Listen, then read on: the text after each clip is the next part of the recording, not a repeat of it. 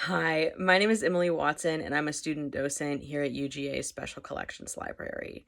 This virtual tour stop will be about the medieval devotional book known as the Hargrett Hours. As an art history student, I absolutely love learning about the development and history of the visual arts. Medieval art, especially, has fascinated me because of its complexity and relationship to religious devotion and daily life.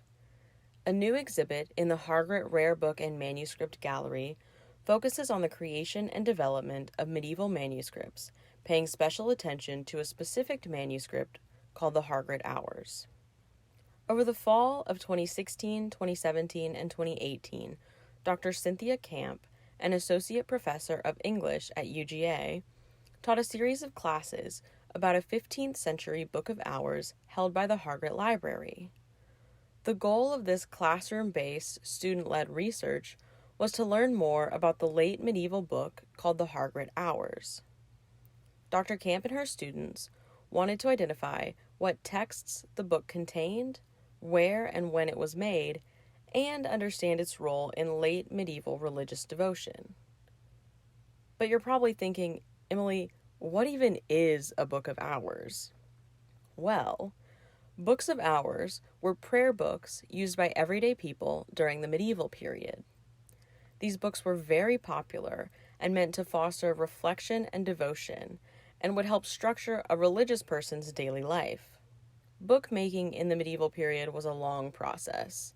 Every book was made by hand, and artists and scribes would have to meticulously plan out illustrations and texts.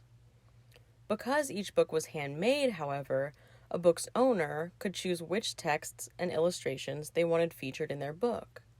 This led to a lot of personalization, but most books of hours follow the same general format.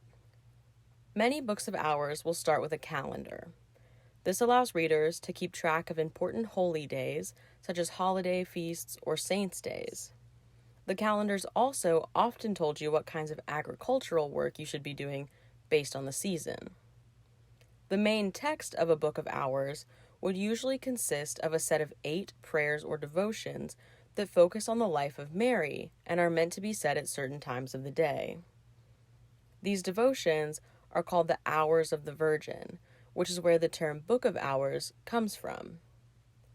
Other texts which might be included are prayers for the dead, the Gospels, prayers about the cross, psalms, or even prayers to saints.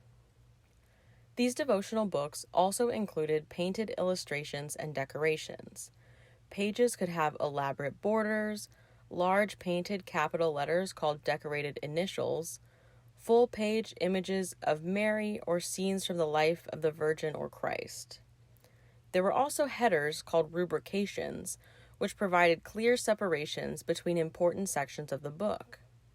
Most books of hours do not include page numbers, so the illustrations would help to provide clear boundaries between texts and act as points of reference. When Dr. Camp and her students began research on the Hargrett Hours, they discovered that the book had been made in the 15th century for use at a beautiful chapel in Paris called Sainte-Chapelle. The class also discovered that the book didn't include any Hours of the Virgin. Instead, every text referenced the passion or death of Christ. After extensive research, the classes found a few other books of hours that also focused on the Passion of Christ.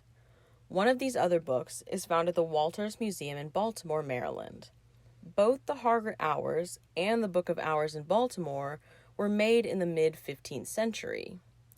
During this time, an important cultural and religious shift was happening in the later Middle Ages. Devotion to Christ's Passion saw a resurgence during this period, and this movement likely influenced liturgical texts. Furthermore, the focus on the Passion in the Hargrett Hours likely also reflects the interests of the book's owner. So instead of hopeful prayers to the Virgin, the prayers of the Passion emphasize the humanity of Christ's sacrifice. And though the Hargrett Hour prayers may have had different intentions, it still fits into the broad purpose of the Book of Hours as a devotional prayer book. Though Dr. Camp's classes and their research is still ongoing, a website and blog detailing their work has been put together. The Hargrett Hours edition and the Hargrett Hours blog provide detailed images and essays, explaining research and providing in-depth accounts of the texts found in medieval manuscripts and their histories. And for those of you who, like me, buy a planner every year to schedule our day-to-day appointments and deadlines, maybe we should consider a book of hours instead. I know I could definitely use a little more quiet reflection in my daily life.